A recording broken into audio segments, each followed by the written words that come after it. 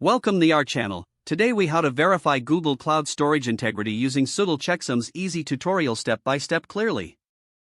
To verify Google Cloud Storage integrity using Gsutil checksums, start by opening your terminal.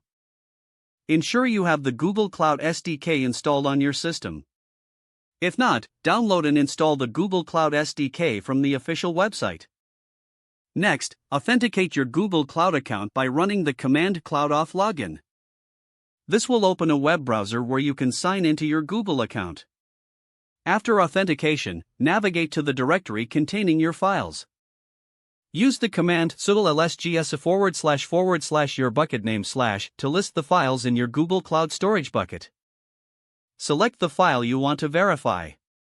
Run the command gsutil #cgs / your bucket name / your file name to calculate the checksum of the file in Google Cloud Storage. Next, calculate the local checksum of the same file by running gsutil #c your file name. Compare the two checksums displayed in the terminal. If the checksums match, the file's integrity is verified.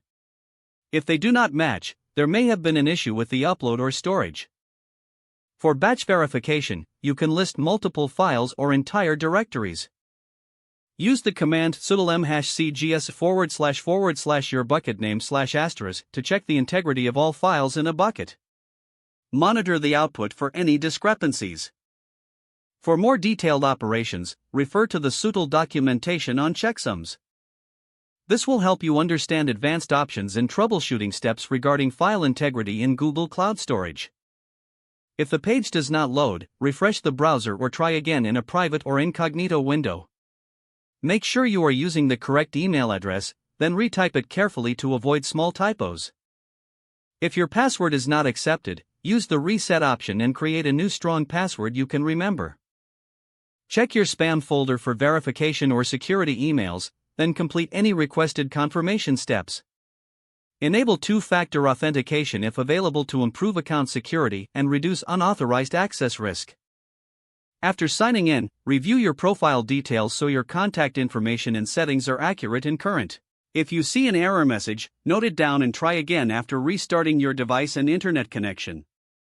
Log out when you finish, especially on shared devices, to keep your account and payment information secure. If the page does not load, refresh the browser or try again in a private or incognito window. Make sure you are using the correct email address, then retype it carefully to avoid small typos. Don't forget to like this video and subscribe to our channel for more step-by-step tech guides.